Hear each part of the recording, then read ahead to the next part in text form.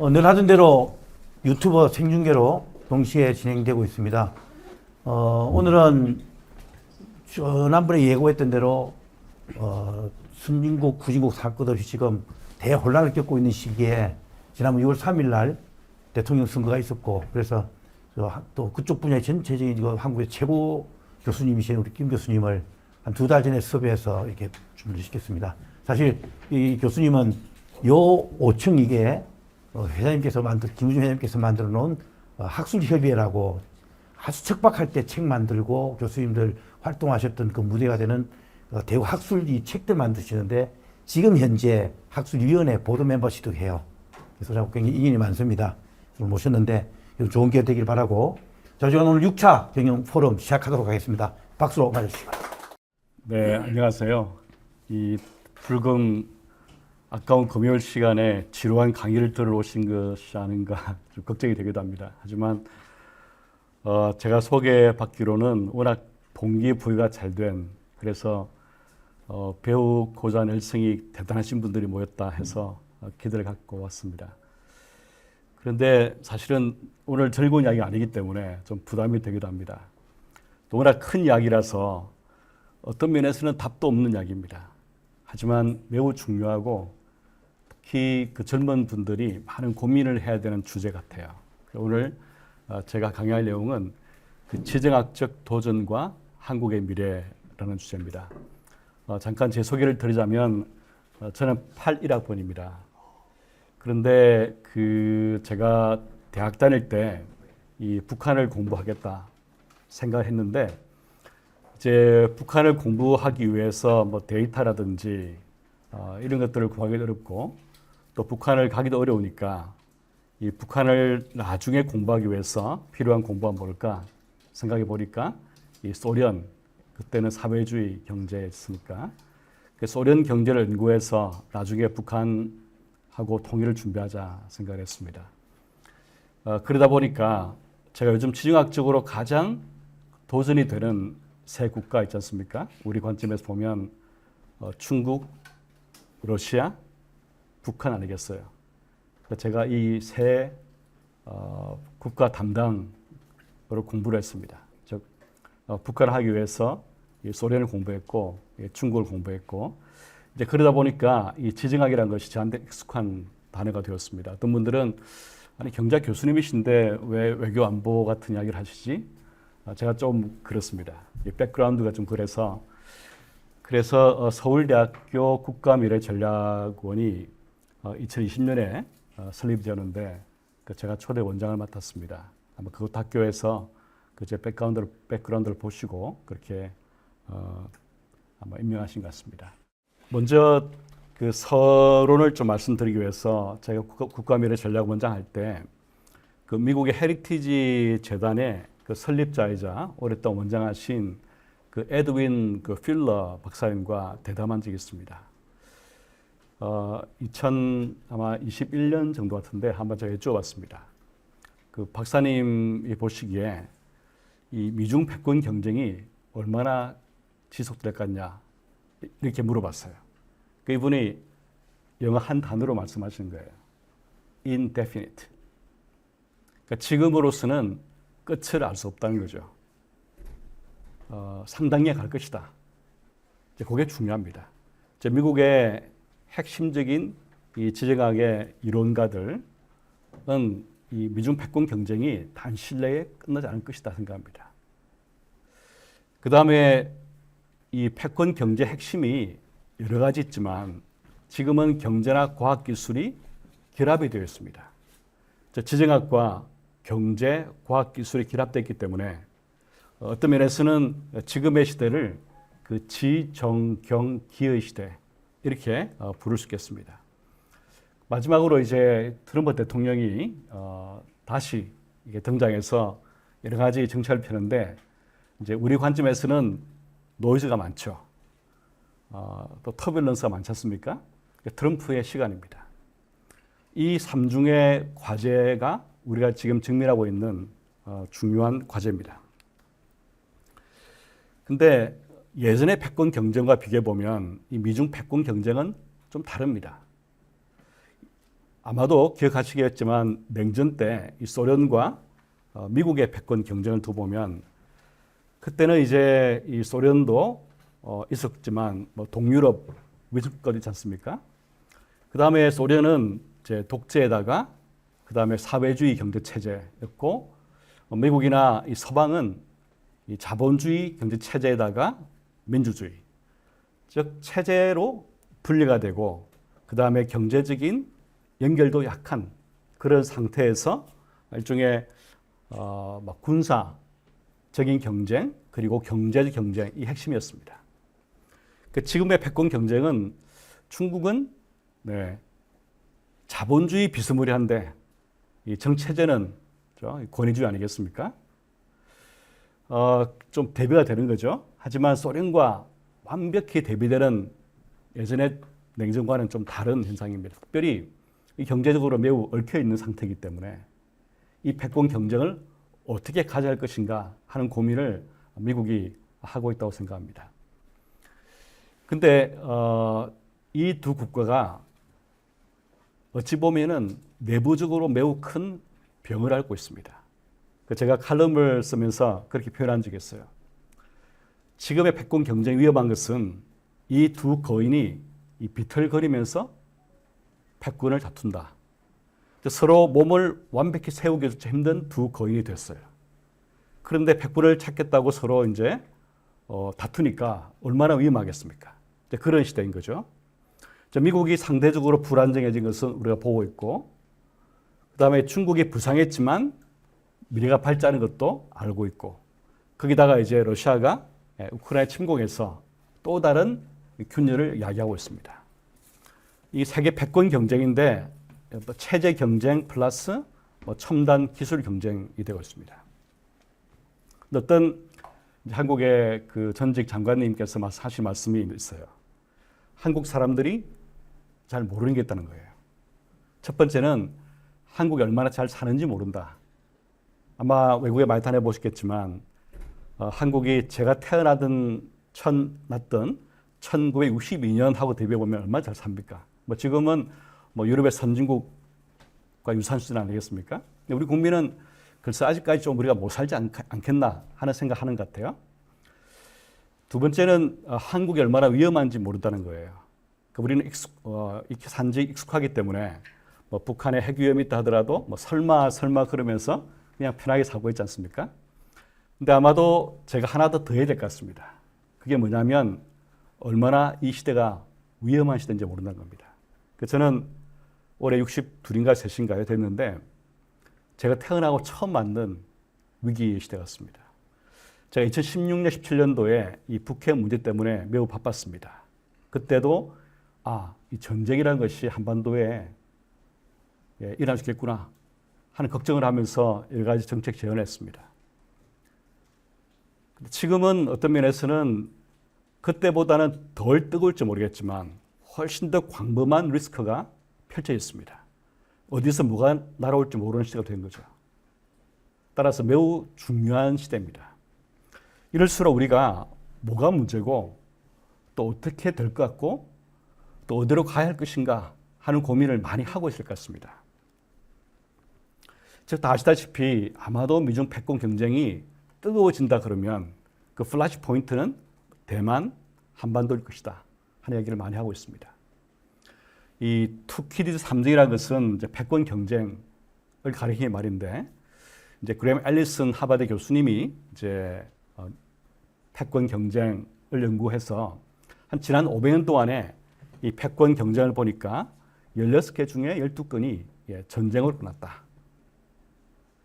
그래서 이분이 한참 이제 2016, 17년도에 이 북핵 문제가 커졌을 때 한반도가 미중 패권 경쟁에 충돌 지점이 될 가능성이 높다. 이렇게 겁을 주셨어요.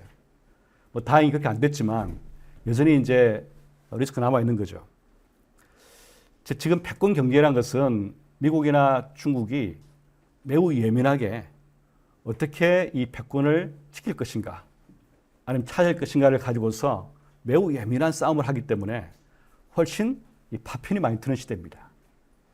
아까 말씀드린 것처럼 에드윈 필러 박사님은 이것이 1년, 2년 만에 끝날 것은 물론 아니고 아마 10년도 더 넘어갈 것이고 미국에서는 특별히 이 10년을 decisive decade, 결정적인 10년이라고 부릅니다.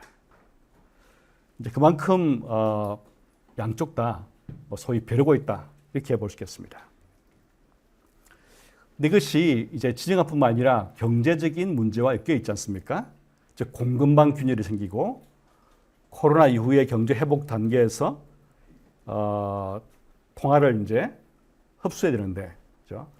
흡수를 너무 빨리 하면은 경기가 죽어버리고 너무 늦게 하면 인플레가 되고, 그래서 어떤 나라가 이러한 경제 정책을 잘못 펴서 위기에 빠지면 그게 지정학적인 경쟁에 여파를 미칩니다.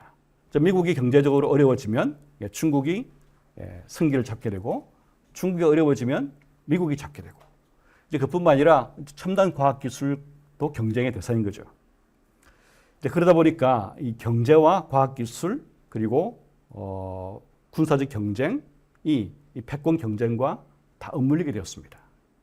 모든 어떤 면에서는 이슈들이 접시에 올라 앉아서 서로 엮여 있고 서로 요동치고 있고 서로 얽혀 있습니다.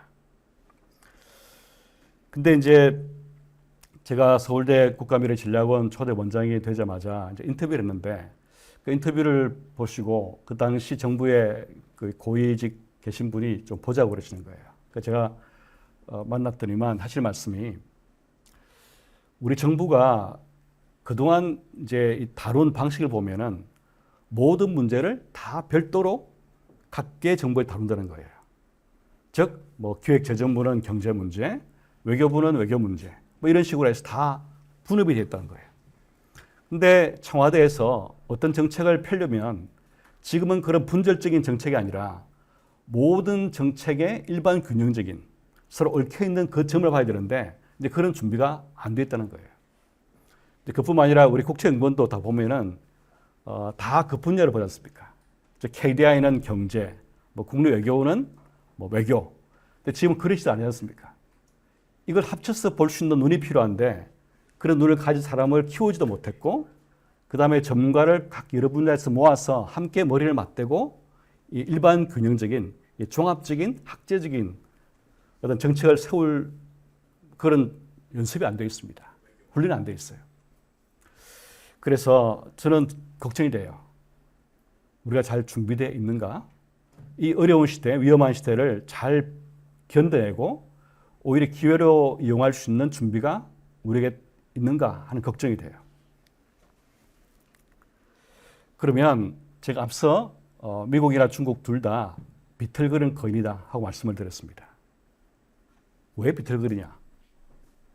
아마도 증상은 보시겠지만 그 내부 문제를 보면 더 심각한 문제입니다.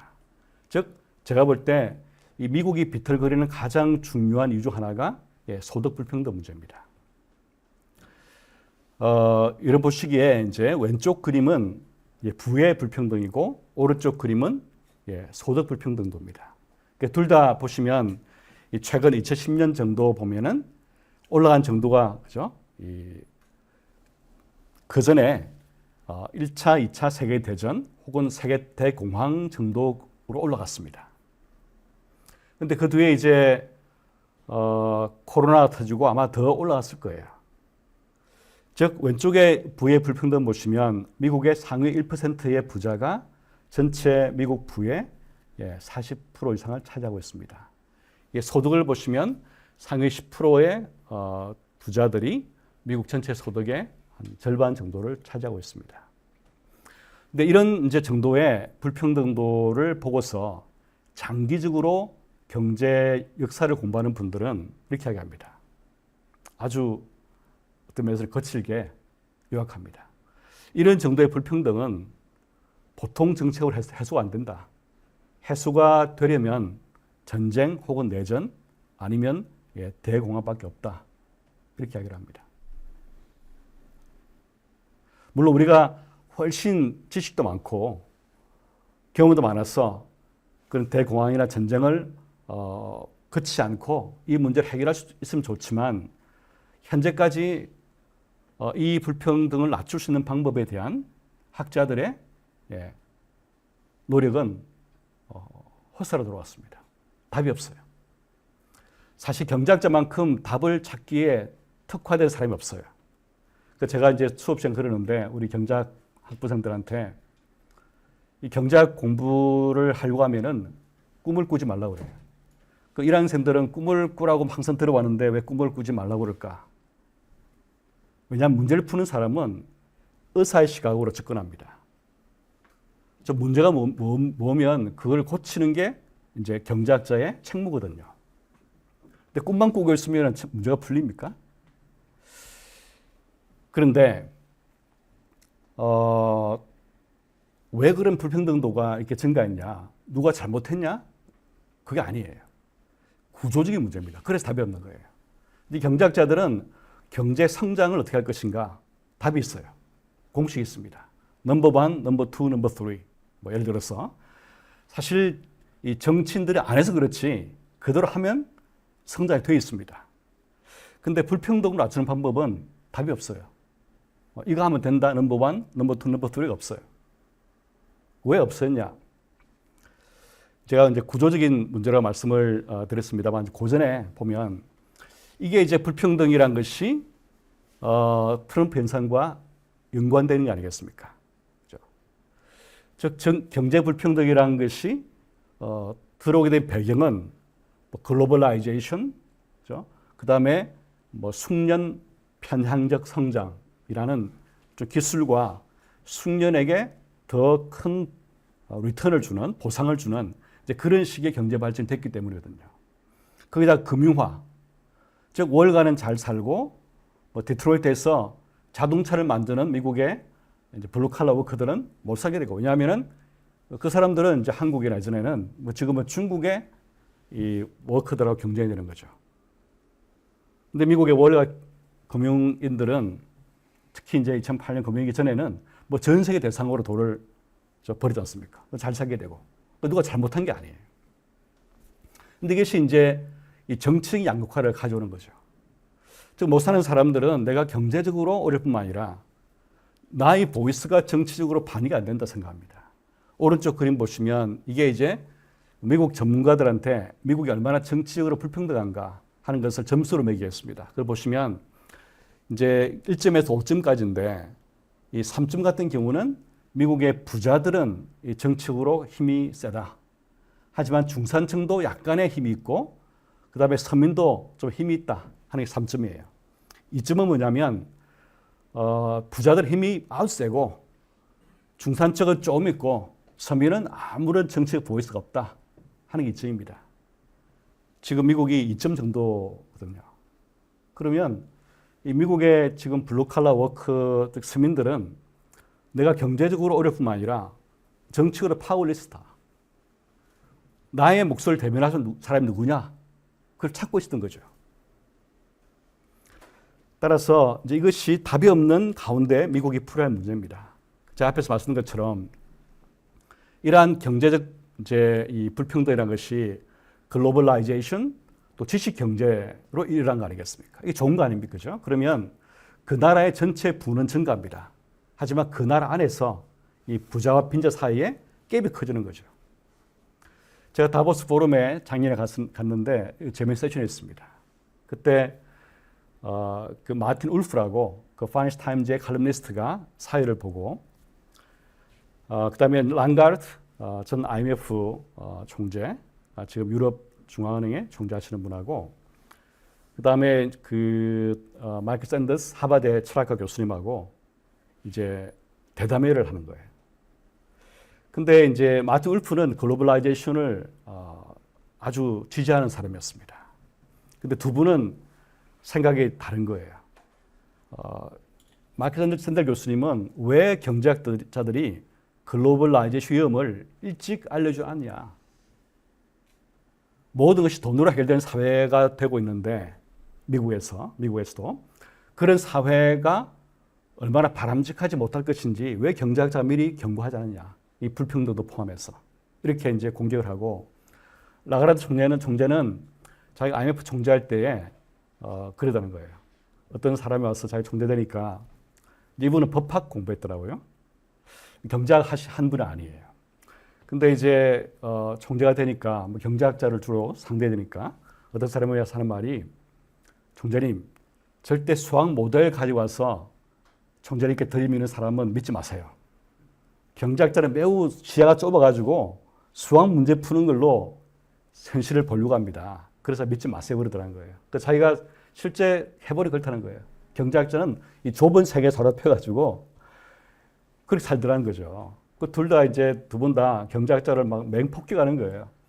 근데 그 세션에는 대부분 사람이 경제학자였습니다. 저도 불편했어요. 왜냐하면 세상이 바뀌거든요. 이 글로벌라이제이션이 좋은 효과 있는 것도 있지 않습니까? 그리고 지금 지정하기 이런 것들 경제학자가 미리 예상하고 할 수 있는 문제가 아니었어요. 여튼 요지는 뭐냐면 누가 잘못한 게 아닙니다. structural problem입니다. 풀 수가 없죠. 그 옛날에 그러면 부자들한테 세금 거두어 가난한 사람한테 이전 지출하면 되는 거 아니냐. 그게 안 되기 때문에 문제입니다. 그러면 부자들 어디로 가겠습니까? 이 글로벌라이즈 됐기 때문에 외국으로 가버리겠죠. 기업에게 세금 부과하면은 딴 나라 가버리겠죠. 세금 낮은 나라로 말입니다. 이 글로벌라이즈 때문에 이 자본이나 사람이 훨씬 모바일해진 거예요. 그러다 보니까 이 토마스 피케티도 앞에 그림에서 소득 불평등 얼마나 심한지를 말하지만 해결책은 못 내놓고 있습니다. 이분이 내놓은 해결책은 글로벌 자본세입니다. 즉 모든 나라가 자본에 같은 세율을 부과하면 될 거 아니냐. 그러면 딴 나라로 안 갈 이유가 없으니까. 근데 세계는 정글입니다. 딴 나라보다 낮은 세율을 부과해서 다른 나라의 기업을 자기 나라에 유치하고 부자들을 자기 나라에 데리고 싶은 나라가 없겠습니까? 있겠죠. 이게 조율이 안 돼요. 그래서 답이 없어요. 문제를 풀어야지만 답이 없고 제가 이제 설명했습니다만 맨큐 아시죠, 그죠? 하버드대학 이제 경제학 교수인데 이분은 이제 경제학 교과서 하나를 집필해서 460억을 벌었습니다. 해리포터는 아시죠, 그죠? 8조 이상을 벌었습니다. 북한의 GDP가 20조입니다. 근데 해리포터를 쓴 존 롤링스는 책 하나로 책 하나는 아니지만 책을 써서 북한 GDP의 절반 정도를 벌어들였습니다. 그런 시대인 거죠. 그런데 이제 해외 근로자, 특히 저개발국 근로자 경쟁에 되는 사람들은 월급이 안 오르는 거죠. 이게 이제 불평등의 문제입니다. 자, 그러면 이게 괜찮으냐? 제가 제일 우려하는 것은 이 자본주의와 민주주의의 이별입니다. 민주주의는 모든 사람이 평등하다 이 기초로 있지 않습니까? 이 자본주의는 경제적인 자유, 즉 이윤 추구를 지지하는 그런 면에서 불평등한 것을 용납하는 체제인데 그동안은 이 자본주의와 민주주의가 어떤 면에서는 손을 맞잡고 어깨를 서로 겹고 같이 갔습니다. 근데 이게 가능할 것이냐 하는 도전을 지금 뭐 러시아도 이미 그랬고 헝가리도 그렇고 미국도 그렇죠? 지금 변하고 있는 것이 이 문제입니다. 즉 1803년 영국은 그 당시 귀족 정치 때였습니다. 즉 성인 남자 6%만이 선거권이 있습니다. 그때 상위 1.4%의 귀족이 전체 소득의 한 16% 차지했습니다. 지금의 영국과 비슷한 소득의 불평등도였습니다. 지금 영국은 당연히 민주주의죠. 지금 이 불평등도가 옛날 귀족 정치 때와 유사한 불평등도입니다. 그러면 사람들은 민주주의라는 것은 다 1인 1표 평등하는데 나는 왜 이 나라에서 이렇게 못 살지? 그러면서 이제 의구심 품는 거죠. 미국은 더합니다. 미국은 상위 1% 부자들이 전체 소득의 한 4분을 차지합니다. 그러다 보니까 민주주의와 자본주의가 다른 방향을 보고 하는 것처럼 느껴지는 거예요. 이게 큰 위기 같습니다. 만약에 자본주의, 민주주의가 이별하게 되면 그러면 권위주의 플러스 자본주의, 중국 체제가 군국적인 체제냐? 그럴 수는 없겠죠, 그죠? 왜냐하면 자본주의, 민주주의가 좋은 것은 우리 자유를 기반으로 아니겠습니까? 인간의 자유를 빼면 뭐가 남습니까? 그런데 그 근본적인 이 자유마저도 우리가 과연 유지할 수 있는 체제가 계속 될 것인가 하는 궁금, 걱정을 해야 되는 시대입니다.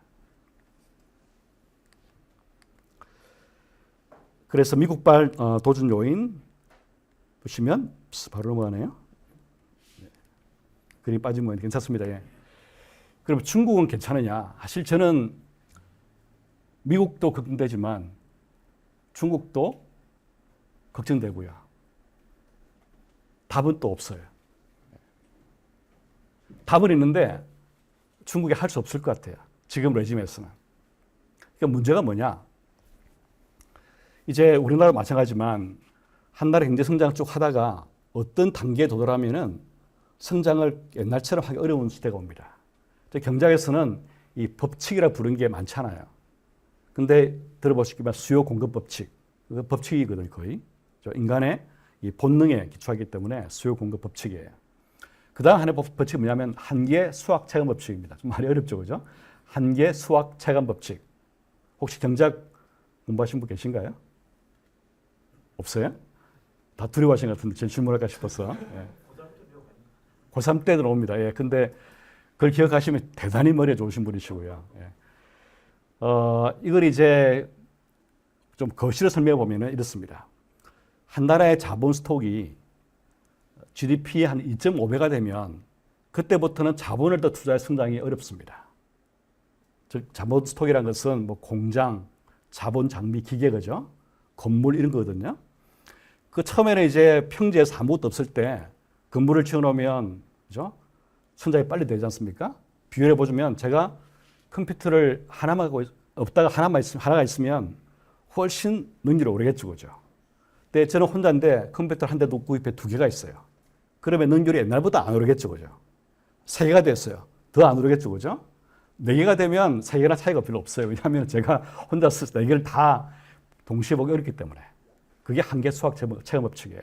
마찬가지로 자본 스톡에 투자가 처음에 되면은 빨리 성장하다가 한 2.5가 되면 뭐 세계 공통적으로 그때 성장이 다운됩니다. 떨어집니다. 근데 중국은 이미 2.5를 넘어섰어요. 왼쪽 그림이 일본과 중국, 그다음에 한국, 독일, 인도 해서 이렇게 보여주는데 이 보신 것처럼 인도는 아직까지 2.0이 안 돼요. 근데 중국을 인도에서 보시면 중국은 일본 수준을 따라왔습니다. 그 말은 옛날처럼 자본을 더 많이 투자해서 말이죠. 중국 성장 못하는 거예요. 뭐 어떻게 해야 되겠습니까? 뭐 노동력을 키워 노동력은 또 에러 안 나니까. 그렇죠? 그럼 유일한 방법은 우리도 그런 문제지만 생산성 향상입니다. 근데 그러다 보니까 오른쪽 왼쪽 그림 보시면 한국, 미국, 중국의 생산성 추이를 보면은 중국이 제일 낮아요, 오히려. 네. 중국은 성장하려면은 자본을 더 투자하든지 노동을 더 투입하든지 생산성을 증가시키는데 이 자본을 투자해서 얻는 이익은 크게 줄어들었고 노동력은 증가하지 않고 이 남은 게 생산성을 증가해야 되는데 그건 이미 이제 미국이나 한국보다 낮은 수준입니다. 그러면 뭘 해야 되냐? 답은 있어요. 답은 뭐냐면 공산당 일당 지배체제를 끝내는 겁니다. 민주화하는 거예요. 그렇죠? 왜냐하면은 그동안 중국이 발전한 것은 개혁개방 덕분입니다. 중국이 자본주의로 가면서 이 개혁개방하면서 경제가 급성장했거든요. 근데 이제 남은 것은 뭐냐면 국영기업, 국영은행에 민영화입니다. 그러면 더 효율적인 기업이나 은행들이 그렇죠? 진입하잖아요, 그죠? 그러면 비효율적인 은행 기업들이 퇴출되고 이제 그런 과정에 성장이 되는 거거든요. 즉, 이 사유화를 해야 됩니다. 근데 문제는 이 사유화를 하게 되면은 중국 공산당 지배 체제가 유지 어려워집니다. 왜냐하면은 국영기업, 국영은행이 공산당을 떠받치는 그렇죠? 물질적인 토대이기 때문입니다. 시진핑 정부는 공산당 일당 지배 체제를 포기하고 성장을 더 하도록 할 것이냐, 아니면 성장을 포기하고 지배 체제를 공산당 일당 지배 가져갈 것이냐. 아마 후자를 택한 것 같아요. 기대는 뭐냐면 그래도 혹시 다른 길이 있겠지. 즉 내수를 진작하면 되겠지. 작년에 다보스 포럼 갔을 때 똑같은 이야기 했습니다. 중국이 워낙 큰 나라이기 때문에 뭐 이런 지정학 균열과 공급망 균열 때문에 외국에서는 뭐 이렇게 수출 더하기 어려울지 모르면 뭐 내수를 진작하면 된다 하고 어떤 사람이 설명하니까 다른 경쟁자가 저도 그렇게 이야기하겠어요. 하는 말이 이 내수를 하려면 사람들의 지갑을 열어야 되는데 지금같이 시끄럽고 불확실하고 말이죠. 젊은 사람은 일자리 없는데 누가 지갑을 열겠어요? 안 되는 거죠. 그러니까 이제 남은 것은 과학기술, 즉 뭐 AI라든지 이런 첨단 과학기술이 크게 발전하면 되겠지. 근데 첨단 과학기술 발전으로 생산성이 크게 증가하는 것은 아주 어렵습니다. 임포시블 아니지만은 매우 어려워요. 따라서 별로 답이 없다. 이렇게 보여요. 네. 자, 그러면 이 러시아 우크라이나 문제. 제가 볼 때 러시아는 아마 이제 희망 사항은 뭐 다극 체제가 세계가 될 것이고 그중 하나의 극으로서 러시아가 남아 있고 싶다 이거겠지만 제가 볼 때 이 러우 전쟁 때문에 아마 그 기대는 더 빨리 무너진 것 같아요. 아마 푸틴이 살아있는 한 러시아에 철수한 다국적 기업이 옛날처럼 들어가서 러시아의 생산성을 향상할 수 있는 가능성은 별로 없다고 봅니다. 러시아가 전쟁을 일으키니까 이 서방 세계에서 경제 제재를 했지 않습니까? 이 효과는 크게 없어요. 왜냐하면 이 러시아는 전쟁을 계속할 수 있는 이유가 뭐냐면 이 기름을 팔고 가스를 팔면 돼요. 기름의 원가가 40불 정도인데 40불 이상만 유가가 유지되면은 러시아는 기름 팔아서 전비를 조달할 수 있습니다. 따라서 이 유가가 폭락하지 않고서는 이 러시아는 전쟁 비용을 계속 댈 수 있는 거죠. 비극적인 전쟁입니다. 그래서 러시아는 스스로의 미래를 파괴했고 우크라이나를 파괴했고 그 다음에 러시아와 이 서방 세계 관계도 파괴했지만 결과적으로는 모든 사람 루저가 되는 관계입니다. 따라서 이제 러우 전쟁도 우리가 추이를 봐야 되겠지만 이 러시아에 관한 한 러시아의 경제적 미래는 밝지 않다 이렇게 볼 수 있습니다. 북한은 제가 시간 없어서 제가 이제 요즘 제일 많이 공부하는 것이 북한 쪽입니다만 간단히 하겠습니다. 제가 예전에 이제 북한이 핵실험, 미사일 실험할 때 제가 김정은을 좀 약을 올렸어요. 어떻게 올냐면은 아마 세계에서 가장 북한 경제를 잘 아는 사람은 당신이 아니고 남한의 북한 경제 학자들이다. 북한 연구하는 남한 학자들이다 이렇게 하겠습니다. 우리는 이제 북한의 데이터도 보지만 북한이 보지 못한 데이터 볼 수 있습니다. 위성 사진도 보고 대기 오염도 보고 또 탈북민 조사도 하고. 근데 만약에 북한의 정권이 뭐 기업이나 가게 조사한다 그러면은 사람들이 정직하게 답변하겠습니까? 즉 가게에 가서 당신 소득이 얼마냐 하고 물어보면은 한 달에 뭐 지금 이제 월급이 좀 올랐습니다만 예전에 이 북한의 그 일반적인 사람들의 월급이 한 달에 2,000원, 3,000원이었습니다. 즉 그 당시 환율이 1달러 8,000원이거든요. 즉 1달러 안 됩니다. 평균 월급이.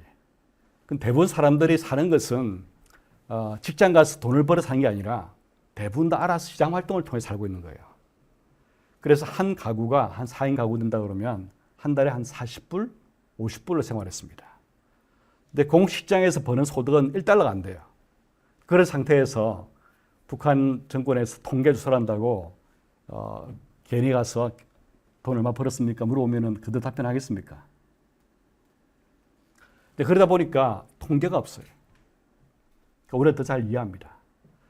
근데 이게 이제 북한의 그 무역 통계인데 이제 가장 많이 무역했을 때가 2015년, 14년 정도였습니다. 하지만 이제 UN 경제 제재가 들어오게 되고 그 다음에 코로나 2020년 되면서 급락했습니다. 무역 규모가.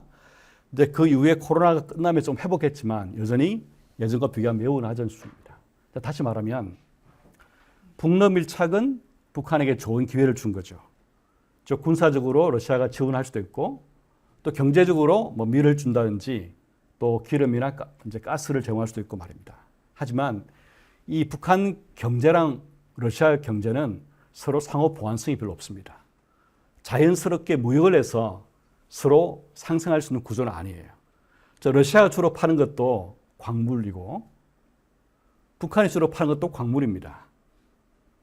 따라서 러시아의 이 지원에도 불구하고 이 북한의 경제 문제는 계속 남을 겁니다. 그럼 북한은 내부적으로 임밸런스입니다. 즉 군사적으로 머슬은 매우 큰 뭐 그런 헐크인데 배는 쫄쫄 굶어요. 배는 고파요. 배는 고픈데 힘이 세면 어떻게 해야 되겠습니까? 그러니까 이게 문제입니다. 그러니까 이게 어떤 사람들은 지금 북한이 조용하니까 이 북한 문제가 별로 이렇게 뭐 앞으로 이슈가 안 될 것 같다 생각할지 모르겠지만 지금은 일종의 일막이 끝난 이후에 잠깐 쉬는 기간을 줬습니다. 저는 다시 등장한다고 생각합니다. 아마 더 옛날보다 위험하게 등장할지도 모릅니다. 왜냐하면 이 북한이라는 진 단층이라는 것은 작지만 훨씬 모바일합니다. 제가 바이든 정부의 초기 때 이제 미국의 어떤 전문가랑 약간 언쟁이 있습니다. 근데 그분 하신 말씀이 뭐 지금 트럼프 정부에서 그런 이야기 하셨습니까? 한국은 북한을 잊어버려라. 왜냐하면 북한 문제는 안 풀리고 또 풀 수도 없으니까 한국은 이 모든 리소스를 미국이 중국을 대응하는데 한국이 써야 된다. 이렇게 이야기하는 거예요. 즉 모든 리소스를 중국 대응에 한국이 나서달라. 이렇게 이야기하는 거예요. 제가 그랬습니다. 북한은 작지만 우리로서 훨씬 더 어전한 문제다. 왜냐하면 이 단층은 지진 단층은 모바일하기 때문에 어디 가서 붙을지 모른다. 지금 미국은 러시아나 중국을 더 크게 보겠지만 이 북한을 제대로 풀지 못하면 이 단층이 러시아 단층 가서 붙을 수도 있고 중국 단층 가서 붙을 수 있다는 거죠. 그러면 이게 더 커지는 거예요.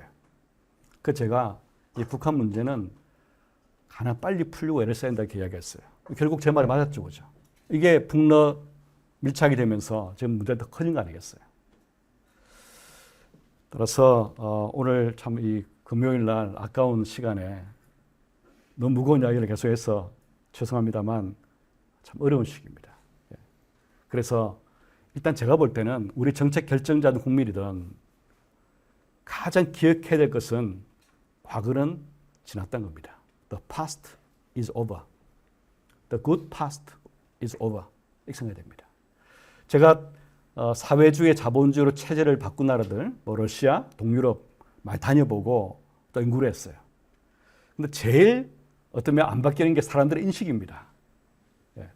아직 사람들은 사회주의를 생각하는 많고 또 러시아에 인세 드신 분들은 이 과거의 소련 향수가 있어요. 노스텔지아. 그죠? 있으니까 소련은 옛날에는 미국과 이강이었는데 뭐 지금은 경제 규모가 10위권이니까 옛날로 돌아가고 싶은 거예요. 인식과 현실이 부조한데 좀 걱정스러워요. 혹시 우리 정부나 우리 국민이 여전히 바뀐 시대에 대한 인식 없이 뭐 좀 하다가 어떻게 돌아가겠지 옛날로 그런 거 없을 것 같아요. 물론 여기서 20대 계시면 한 30년 지나면 다시 좋은 시절 될지 모르겠습니다. 아마 그 시절을 보기 전에 아마 죽을 것 같아요. 그런 시대입니다. 그 제가 2023년에 이제 어떤 큰 이제 그 회의에 키노 스피치를 한 적이 있습니다. 그때 뭐라 했냐면은 돈 빌리지 마세요. 기업들한테. 금리 바로 안 떨어져. 그때 한국은행도 금리가 상고하죠. 경기는 상저하고 이렇게 하겠어요. 저는 그런 시대 없다고 생각했습니다. 왜냐하면 옛날에 경제하는 사람들은 지정학은 안 보고 경제만 보니까 이렇게 생각하는 거죠. 코로나 끝나오라면 중국이 리오프닝 하게 되고 그럼 경기가 올라갈 거니까 뭐 금리가 다운될 수도 있고 이렇게 생각했는데 사실은 이 지정학이라는 것이 안 풀린 상태에서 언제 뭐가 날아올지 모르는데 어떻게 금리가 바로 떨어지겠습니까? 그러니까 제가 이제 그때 기업하시는 분 많았으니까 돈 빌리지 마세요 하고 연초에 이야기했어요. 아마 제 말 들으셨으면 아마 기업 계속 하고 있을 테이고 안 듣고 돈을 많이 빌리셨으면 아마 지금 백수가 되지 않았을까 하는 걱정됩니다. 이제 그런 시기는 안 올 것이고 앞으로 금리가 떨어지더라도 옛날처럼 낮은 금리는 없을 것이다 생각이 듭니다. 제가 이제 그림을 통해서 이 바퀴 시대를 좀 설명하려고 했는데 옛날에 미국과 중국, 러시아의 레고가 딱 이렇게 정돈되어 있다 그러면 그래서 안정적이라고 지금은 레고가 보신 것처럼 이렇게 이제 얽혀 있습니다. 그래서 약간만 밀면은 와르르 무너질 수 있는 구조입니다.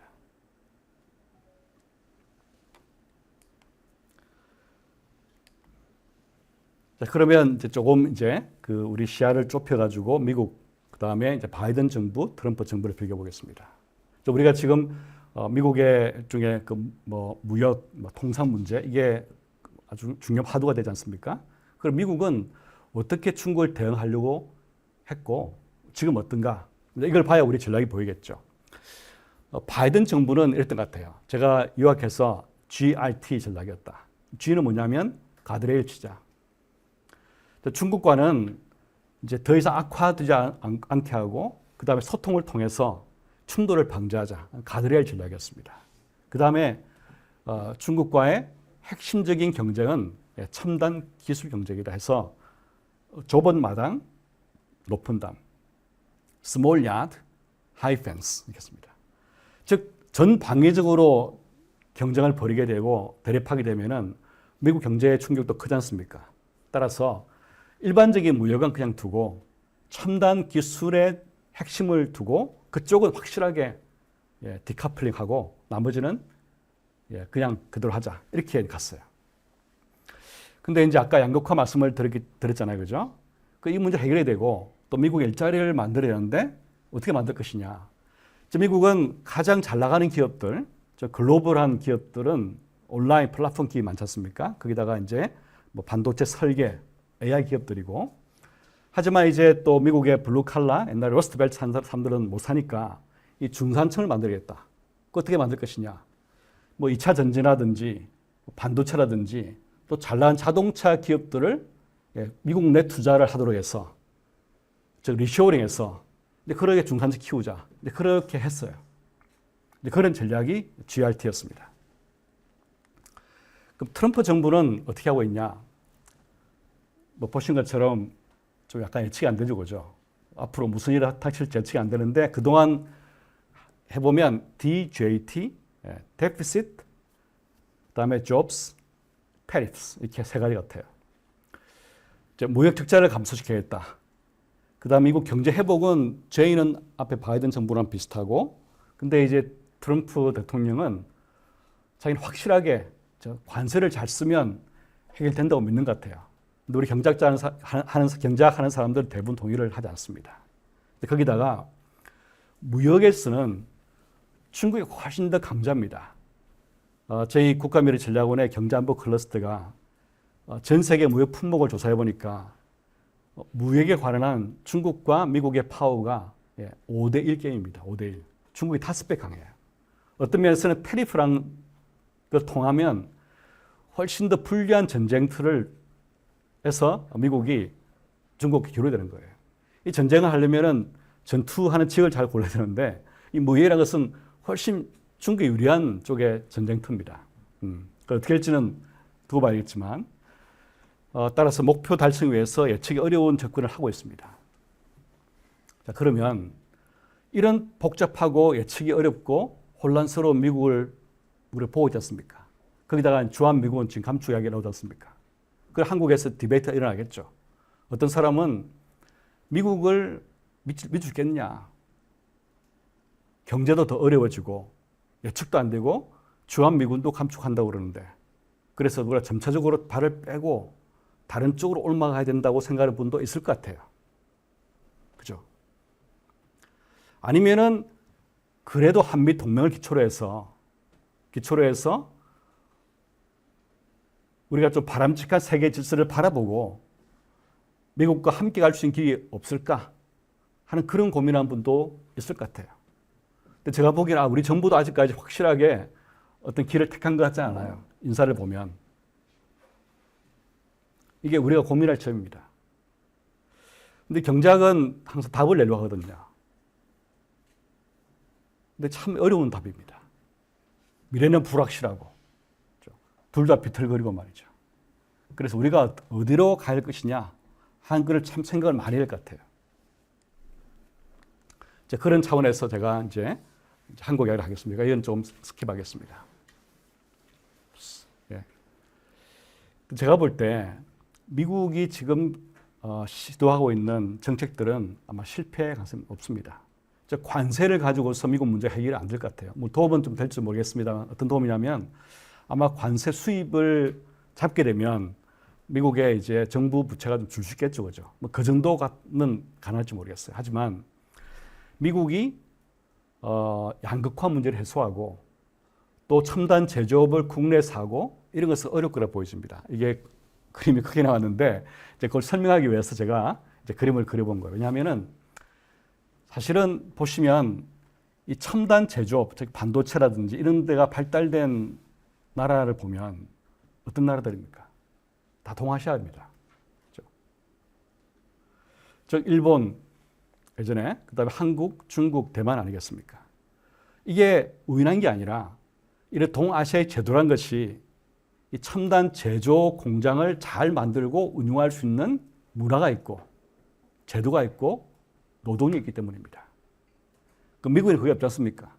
미국의 젊은이들이 공장 가서 일하고 싶어 할까요? 특히 우수한 사람들이.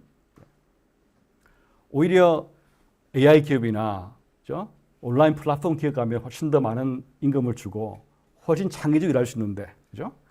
거기다가 미국의 교육은 공장에서 일하는 교육을 시키지 않아요. 어떤 교육이냐면은 어디 가서 잘 일할 수 있는 교육을 시킵니다. 즉, 이 첨단 제조업이라는 것은 제조업이기 때문에 이 숙련이라는 것이 자기한 내재화됩니다. 내재화. 일종의 암묵지가 많이 작동합니다. 그러니까 장기 근속을 해야 돼요. 장기 근속. 그래서 미국에서는 장기 근속 안 하고 단기 고용이 많지 않습니까? 그래서 좋은 잡으로 옮겨 다니는데 이 장기 근속을 많이 하는 경향이 있는 나라들이 이 첨단 제조 공장을 많이 할 수밖에 없어요. 이런 거 볼 때 미국의 이러한 중산층 재건, 리쇼어링이 아주 계속 갈 것 같지 않고 아마 언젠가는 미국 해보니까 안 되네. 우리가 첨단 반도체는 만들 수 있는데 원가가 대만에서 만든 것보다 한국에 만든 것보다 3배, 4배네. 이 되는 거죠. 그러면 뭐 지금은 보정가 주가면서 미국 내로 끌어들어가겠지만 아마 미중 패권 경제 끝나고 나면은 다시 철수. 우리는 그거 안 할 거니까 알아서 하게 되겠죠. 그죠? 우리 시각은 뭐냐면 그때까지를 바라보고 가야 된다는 거죠. 즉 우리가 미국 패권 경쟁 속에 있지만 미중 패권 경쟁 결말까지 바라보고서 그 뒤에도 계속 한국 경제를 발전시킬 수 있는 전략을 갖고 있다는 겁니다. 그런 이야기를 제가 이제 미국과 독일과 한국을 했습니다. 그 독일은 왜 어려우냐? 독일 아시겠지만 그 직업 교육, 그렇죠? 이게 이제 교육 훈련에 중요합니다. 왜냐하면 이 자동차라는 것은 가장 어떤 안정적인 기술을 필요로 합니다. 특히 내연차 같은 거 있잖아요. 그래서 어떤 나라가 내연차를 만들어서 갑자기 출을 못 합니다. 이 기술이 축적이 되는 거예요. 조금씩 말이죠. 뭐 비유하자 그러면 인문대 교수님들 참 좋아요. 왜냐하면은 인문대 교수님들은 연세가 드실수록 더 아는 게 많아집니다. 축적이 되니까. 근데 이제 이 공대 교수님들은 연세가 많으신 분들이 축적도 되지만 이 젊은 교수님들을 또 못 당할 수 있습니다. 새로운 기술이 막 들어오게 되면은 옛날 기술은 다 아웃되는 거 아니겠어요, 그죠? 근데 경제학은 그 중간 정도이기 때문에 골치도 아픕니다. 그처럼 이 독일은 인크리멘털 조금씩 증가해 축적하는 기술 쪽에 우위를 보였어요. 그러다 보니까 이 직업 교육을 기술 교육 위주로 시켜도 됐어요. 근데 갑자기 이게 기술이 바뀌면서 전기차가 들어온 거예요. 독일 경제가 이제 그동안에 가장 중요한 산업이었던 내연기관차 경쟁이 떨어질 수밖에 없는 거죠. 이게 이제 문제입니다. 여하튼 이 경쟁이라는 것은 교육 훈련, 고용, 자본 조달, 가치관 이런 모든 것의 총합이기 때문에 갑자기 뭘 만들어가도 될 수 있는 게 아니에요. 그 말은 우리의 강점이 있다는 거예요. 우리 강점을 잘 이용하면은 이 지정학 시대의 파고를 넘을 수 있는 길이 있을 수 있다는 겁니다. 자, 이거 스킵하겠습니다. 자, 또 이건 중국의 이제 부상을 말씀드리기 위해서 한 것이고, 아까 말씀드린 것처럼 1995년을 보면 이 중국 이 무역 규모라는 게 중국의 이제 이 무역 규모가 원인데 95년은 오른쪽 상단에 독일, 뭐 미국 원이 크지 않습니까? 근데 지금 중국 원은 이 오른쪽 상단에 리버럴 데모크라시의 나라를 합친 것보다 더 큽니다. 그런데 한국은 취약해요.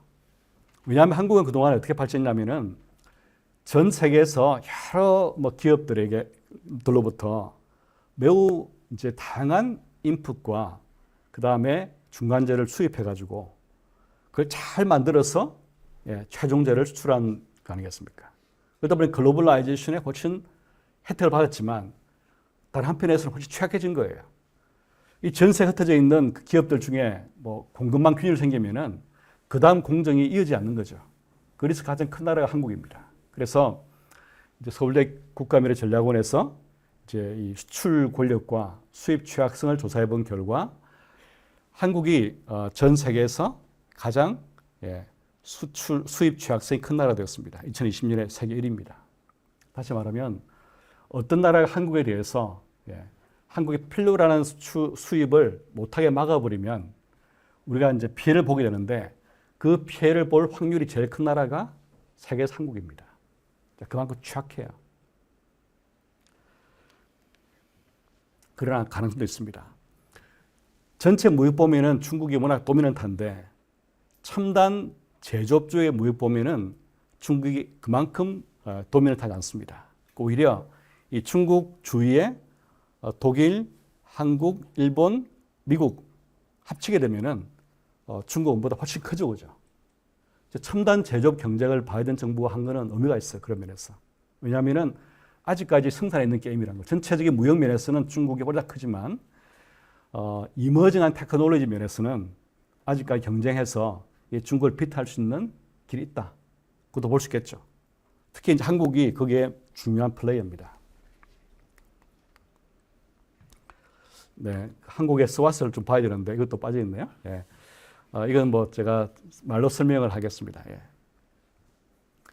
자, 그러면 아까 제가 인식의 지체 말씀드렸거든요. 우리 정부에 계신 분들이나 우리 국민들이 과거의 시각으로 현재를 보면 안 될 것 같아요. 자, 옛날에는 안보는 뭐 한미동맹, 안미, 경중 이런 거 있잖아요. 그죠?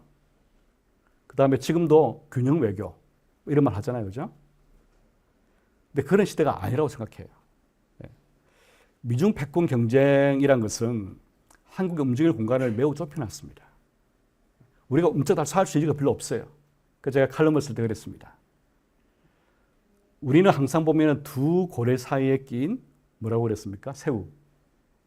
근데 우리가 새우 같습니까? 새우 크기는 벗어났거든요.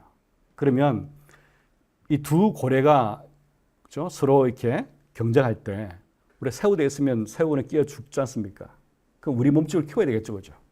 근데 우리 몸집만으로는 안 되기 때문에 우리는 우리와 지정학적인 이관계를 같이 하고 우리와 근본적인 제도가 같은 나라와 연대해야 됩니다. 그 나라 어디겠습니까? 일본이고 아마 호주고 영국이 핵심 중에 하나겠죠, 그죠? 이런 나라에 연대하면은 미중 사이에 우리가 새우가 아니라 상어가 돼, 상어죠. 그러면 이 틈이 벌어지게 되면 미중이 이제 막 하는데 옆에 상어가 이렇게 중간에 있으면 그죠? 좀 틈이 벌어지겠죠, 그죠? 이 벌인 틈이란 게 뭐냐면 미국과 중국의 패권 경쟁이 너무 격렬해져서 그죠? 세계 파편을 엄청나게 튀는 것을 막을 수 있는 거죠. 제가 올해 초에 한국과 미국, 일본 전문가들이 공동으로 대화하는 이제 회의에 갔습니다. 미국에서 했는데 워싱턴에서. 그때 어떤 미국의 유명한 학자가 그렇게 말씀하신 거예요. 좀 한국과 일본 힘을 합쳐서 좀 미국을 좀 뭐 도와달라? 도와달라는 표현보다는 어떤 표현이냐면은 미국이 과도해지면 이 과도해진 것을 좀 억제해달라는 거예요. 즉 막 경쟁을 벌이고 싸움하는 사람은 과될 수 있거든요. 근데 그거를 적이 아니라 우리 편이 견제해주고 억제해주면 도움이 되거든요. 그 미중 패권 경쟁이 예를 들어서 뭐 10년 만에 결판 낸다 그러면 얼마나 지금 파피 많이 튀겠습니까? 잘못 전쟁이 날 수도 있고 말이죠. 이것을 오히려 좀 더 장기로 끌고 가면서 훨씬 더 어떤 면에서는 좀 차분하게, 뭐 공정하게 한다 그러면 우리의 이 움직 공간이 커지는 거죠. 우리가 일본을 보는 것이 과거의 일본 역사 문제를 가지고 보게 되면 이런 게 놓치는 거거든요. 결국 우리만의 몸집은 안 되기 때문에 몸집을 키우는 다른 나라 함께 미국과 중국의 이 패권 경쟁이 과도해져서 그 나라들뿐만 아니라 전 세계 질서를 흩뜨리게 되고 특히 한국에 큰 피해를 주는 것을 막아야 되겠다. 그러면 답은 뭐냐? 답은 미국과 함께. 그러나 미중 패권 경쟁이 과도해진 걸 막기 위해서 또 다른 우리 우방과 함께 가서, 그렇죠? 그러면 아마 중국과도 공간이 생길 것 같아요. 저는 이게 가장 나은 외교 전략이라고 생각합니다. 이제 그런 차원에서 제가 이제 좀 여러 가지 이야기를 하고 있는데 핵심은 이렇게 표현했습니다. 최근에 작년에 글로벌 대한민국의 그 새로운 한일협력이라는 보고서를 국가미래전략원에서 냈습니다. 그때 제시한 것이 한미 결속, 한일 연대, 그다음에 한EU 영호 연결하자 이렇게 했습니다. 어떤 분들은 한일 연대 그러니까 막 경기를 하는 분도 계실지 모르겠지만 과거의 시각입니다. 제가 볼 때. 근데 이 보고서가 이제 저희들은 12월 초에 딱 내고 이제 좀 큰 행사를 해서 우리 한국에 알리고 또 일본 가서 좀 행사하려고 했었어요. 딱 준비를 다 했는데 비상금이 터진 거예요. 참 아쉽더라고요. 이게 묻혀버렸습니다. 하지만 국가미래전략원의 웹페이지 보니까 가장 많이 클릭한 그런 보고서니까 한번 읽어보시면 좋겠습니다. 어떻게 우리가 협력할 수 있겠는가 하는 구체적인 정책을 제안을 하고 있습니다. 그러면 아까 제가 말씀드린 한미 결속을 좀 더 이제 자세히 말씀을 드리면 우리가 통상 문제를 이야기하더라도 지금 앞으로 이제 우리가 뭐 관세 협상할 텐데 말이죠. 어떤 사람은 관세 협상을 세게 벌여가지고 우리 이걸 극대화해야 된다. 맞는 말이에요. 근데 우리가 미국과 얽히는 것이 이 관세뿐이겠습니까? 북한 문제가 얽혀 있고 말입니다. 우리 안보도 얽혀 있고, 그다음 미국은 중국 대응도 해야 되는 단계에 있습니다. 그러면 제가 볼 때는 give and take 판을 크게 벌여야 돼요. 제가 만약에 그런 기회가 없겠습니다만 트럼프 대통령 만날 기회가 있으면 지금은 그런 말 안 들을 거예요. 하지만 아마 내년에 선거 끝나고 나면 약간 정신을 차려서 다음 배치고 약간 모두를 해줄 수 있기 때문에 그런 게 있을지도 모르겠습니다. 저는 미국 내에 첨단 제조 불러들여가지고 미국의 뭐 반도체를 만들고 미국에서 그런 것들은 장기적으로 지속 안 될 것 같아요. 오히려 코쇼링하자.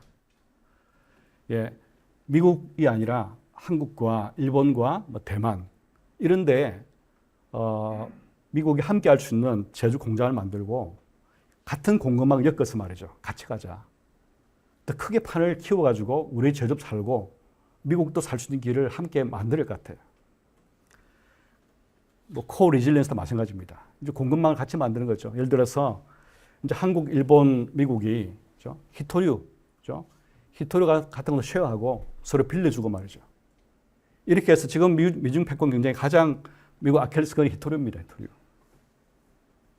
그 제가 지난번에 칼럼에서 이 트럼프 대통령이 북한과 협상하려면 이 광물 협상을 하면 좋겠다. 북한 히토류를 가지고 히토류를 미국 자본, 한국 자본 같이 개발해서 그렇죠? 북한도 경제 발전할 수 있고 또 북한의 핵도 좀 포기할 수 있도록 협상을 해보자. 이렇게 제안한 적이 있습니다. 이런 식으로 해서 이 공급망도 같이 그 다음에 첨단 제조업도 같이 그런 전략을 펴자 하는 생각을 하고 있는데 이걸 좀 크게 그림을 그려가지고 가야 된다 생각합니다. 중국, 북한 관리는 제가 스킵하도록 하겠습니다. 그래서 한국의 강점을 레버리지 활용하자.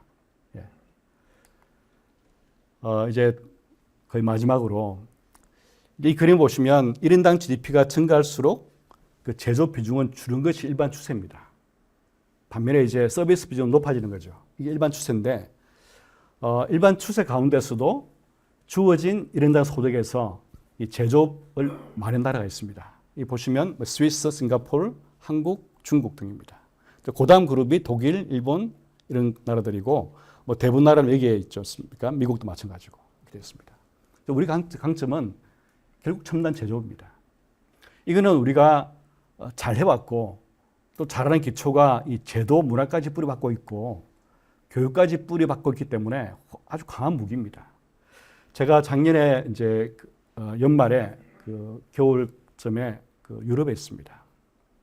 그래서 유럽에 이제 제가 이게 교수지만 한국 이상이 너무 높아졌기 때문에 이제 그 유럽에 있는 나라에 높은 사람들이 만나자고 연락을 했어요. 근데 이분들 만나니 하는 말씀이 이거예요. 한국은 강대국이라는 거예요. 도와달라는 거예요. 야, 제가 강대국이라는 말을 태어나 처음으로 들어봤다. 이렇게 얘기했습니다. 한국이 강대국이라는 거예요. 그 자기들은 뭐냐면 우크라이나 전쟁에 더 열심히 좀 참여하고 싶지만 우리는 근육이 없다는 근육, 머슬이 없다는 거예요. 한국은 근육이 얼마나 세냐. 한국에 도와달라는 거예요. 그 제가 이제 아주 우리 국민들은 하도 어릴 때 약소국이라고 배워가지고 약소국 멘탈이 있다. 근데 한국 국민들이 좀 더 글로벌 책임을 다하게 할 수 있는 방법이 뭐냐면 이 G7에 가입시켜준 거다. 뭐 G9이 되겠죠, 예를 들면. 그러면 한국 국민들이 우리의 글로벌 책임을 다하는 강대국이 되자 하고 할 수 있겠다 하니까 그거 좋은 아니라고 이거 한번 생각해보자 이렇게 이야기하는 거예요. 돌아와서 정말 기쁜 마음으로 돌아왔는데 일주일 뒤에 비상계엄이 터져버렸어요. 그만큼 한국이 어떤 면에서는 독특합니다. 즉 첨단 제조업, 그 다음에 소프트 파워, 그 다음에 방위 산업, 이걸 다 가진 나라가 세계에 없거든요. 가장 다양한 분야의 제조업하고 할 수 있습니다. 뭐 조선부터 해서 말이죠. 아주 레이버 인텐시브하지만 한국은 또 자본 투자도 많이 해서 그부터 해서 이제 방산까지 다 가진 나라 아니겠습니까? 근데 이대로 계속 그냥 가버리면 한국도 아마 여기서 떨어져 가지고 일본, 그 다음에 이태리 이렇게 떨어질 것 같습니다. 그러면 더 판을 키워서 한국과 일본, 미국, 뭐 때로는 거기다가 뭐 대만을 끼워 넣든지 아니면은 뭐 유럽을 끼워 넣든지 호주를 끼워 넣든지 이런 식으로 해서 소다자를 많이 만들어서 우리 철 키워야 생각합니다. 그러면 기회가 올 것 같아요. 이제 그런 전략으로 가자 하는 생각을 하고 있습니다. 마지막으로 제가 이제 우리 경제학부 교수를 하면서 이제 그 혁신을 하자 해서 혁신의 시작이라는 책을 이제 우리 과 다른 교수를 낸 적이 있습니다. 이거는 오늘 말씀은 다 못 드립니다만 혁신은 결국 이 곱하기 식인데 창의적 교육 곱하기 기술 융합 능력 곱하기 유연하고 공정한 제도입니다. 근데 우리는 이 기술 융합을 잘해요. 잘하는데 창의적 교육과 제도가 잘 안 되고 있어요. 이런 고민을 같이 하면서 우리 전략까지 고민하자 생각합니다. 감사합니다. 몇 가지 공지사항 드리겠습니다. 다음 7월 달은 말씀드린 대로 김재식 교수님, 카이스트 교수, IT 쪽에서는 좀 한창 유명하신 분입니다. 모시게 되어서 인공지능에 대한 이야기를 좀 포괄적인 이야기를 1시간 동안 들을 수 있게 될 것 같습니다. 9월 달은 말씀드린 대로 싱가포르 국립대 신양 교수님 오시는데 8월 달을 일부러 좀 한번 비워놨습니다. 하도 뜨거운 타이밍이라 여러분한테 어느 쪽을 한번 좋겠냐고 한번 물어보고 하려고 좀 마음 먹었습니다. 1화는 좀 소프트하게 양조공학과 그러니까 술로 보지 말고 어떤 뭐 미생물학이라 할까요? 요거하고 연관시켜서 강의하시는 분이 계셔서 그것과 비즈니스 쪽을 연결시키는 건 주제가 하나 있을 수 있을 것 같고, 둘째가 GIBM 동남아 출신 우리들 중에 지금 한 두세 명 정도가 발군의 그 실력을 보이고 있는데 그 사람들이 어떻게 창업의 길을 걸어왔는가. 물론 이건 현재 계신 그 우리 동남아 일하고 있는 사람들의 경영진이 보면 까무러칠 노릇인데 아마 결론적으로 있는 회사에서는 잘해라. 거기서 잘 해야만이 모든 게 베이스가 된다라는 이야기가 나오면 굉장히 또 의미가 있을 것 같아서 한번 제가 추천해보고 싶고, 최근에 제가 책 읽었던 제목, 내용 중에 이 전략적 사고가 힘든 게 없는데 어릴 때부터 좀 꾸준히 트레이닝을 해야 된다. 그런 차원에서 한국 저자가 쓴 책인데 전략적 사고 11가지 법칙이라는 책이 나와 있습니다. 그걸 압축적으로 좀 들어보고 싶은 욕심도 들고 여러분한테 들려주고 싶다는 생각이 들었어요. 요 3가지 중에 하나를 선택했으면 합니다. 그래서 지금 포기하지 말고 오늘 손을 들고 한번 우리가 할까요? 아니면 따로 카톡으로 답을 잘 안 하시던데. 여하튼 3가지 가지고 여러분 이야기 듣고 한번 강사를 모시도록 하겠습니다. 제가 염두에 구상하신 분들이 있기 때문에. 그리고 뭐 이런 우리가 계속 하려고 하는 게 제가 말씀하셨죠. 지경학 아까 했던 그 주제하고 산업에 대한 것, 그 다음에 인문에 대한 것들 중심으로 꾸준히 가고 있다는 걸 참고하셔서 나중에 한번 선정될 수 있도록 도와주시기 바랍니다. 애당초 10월 내년 4월 달에 하노이하고 그 인도네시아 가서 직접 가서 하겠다는 거 조금 일정을 좀 바꿔야겠습니다. 하노이가 준비하기 조금 벅찬 것 같습니다. 그래서 아마 11월, 12월 달 정도로 넘기고 그랬을 때 아마 연말 행사 겸해서 이루어지는 형태가 될 것 같다는 거 말씀드리고, 정해지는 대로 현지 총동문회 팀하고 제가 협력을 하고 있기 때문에 정해지면 알려드리도록 그렇게 하겠습니다. 지금 한번 제가 좀 간단하게 계산을 한다고 말씀드렸는데 6개월이 지납니다. 작년 말에 여러분 도움을 해서 3,400을 모았고 여기는 멘토님들을 포함해서 700을 모아서 4천만 원 정도의 재정을 가지고 12달을 생각하고 시작했는데 조금 우리가 좀 스퀴즈를 하는 바람에 한번 할 때마다 오늘 사실은 우리 교수님 모시면 뭐 한 300, 500, 뭐 굳이 말씀드리기 좀 민망합니다만은 드려야 되는데 제가 좀 뭐 양해를 구하고 해주셔서 여태까지 오신 분들이 그 카테고리로 도와주고 계십니다. 거기다가 또 이게 우리 송출하는 게 한 100만 원 정도 들어요. 그래서 지금 한 700만 원, 800만 원 정도가 썼기 때문에 아직은 좀 여유 있게 가고 있는 편입니다만은 맷집을 가져가야 될 것도 이제 좀 이해해 주시고, 다행히 매달 우리 식사 문제는 우리 멘토님들이나 또 오비 분들께서 협조해 주셔서 여러분들 식사 간편식입니다만은 또 도움이 되고 있다는 걸 참고하시길 바라고, 오늘은 아까 좀 질문하셨던 원유준 그 우리 대우 오비님께서 오늘 저녁 식사를 또 해주시기로 했습니다. 과거에 미얀마에 계실 때 미얀마 법인장 할 때 우리 미얀마 연수 받을 때 크게 도움도 받았습니다. 우리 그 원유준 우리 뭐랄까요, 그 미얀마 대표님께 박수 한번 부탁드리겠습니다. 그리고 오늘 마치고 식사는 우리 강사님도 같이 계시겠다고 하니까 여러분들 가급적 한 4-5명이 모여서 옹기종기 같이 이야기 나누면서 식사하시는 걸 했으면 좋겠고, 마지막 공지사항입니다. 내일 모레 지금 19기가 출국을 합니다. 군인연수 끝나고 아침 6시 반에 일요일 날 출국한다는 거 참조하시고요. 오늘 급하게 산인공에서 GYPM 올해 후반기가 조금 타이트하다고 싶었는데 또 정권이 바뀌고 해서 무슨 인양인지 모르겠습니다만 좀 급하게 진행을 해달라 부탁이 와서 약 60명 규모를 좀 해달라고 그럽니다. 근데 한 달 내로 모집을 해야 돼요. 오히려 기회일 것 같습니다. 정부에서 어떤 기관에서 일하시는 분들이 힘들어할 때 빨리 예술가 완성을 시키면은 여러 사람들이 해피해질 수가 있거든요. 우리도 뭘 좀 키울 수가 있고, 오늘 오신 분들은 제가 미리 말씀드리면 한 2명씩은 추천 좀 해달라고. 자, 이제 오늘 안 하면은 나중에 오늘 드시고 가는 김밥값, 샌드위치 값을 제가 환불을 받도록 그렇게 하겠습니다. 옛날하고 좀 달라진 거는 우리 4년제만 하던 것들을 작년, 재작년부터 2년제 학사 나와서 경력이 2년이 플러스가 되면 비자가 가능하기 때문에 조금 폭을 넓혀놨습니다. 여러분 꼭 좀 협조해서 팀장님들 이야기할 때 좀 도와서 될 수 있도록 부탁을 드리겠습니다. 지난번에 제가 마지막 퀴즈 하나 드렸었죠. 마지막 공지사항입니다. 지난번 러시아 교육을 강의 들으실 때 아주 인상 깊은 대목이 책 한 권을 소개를 했다.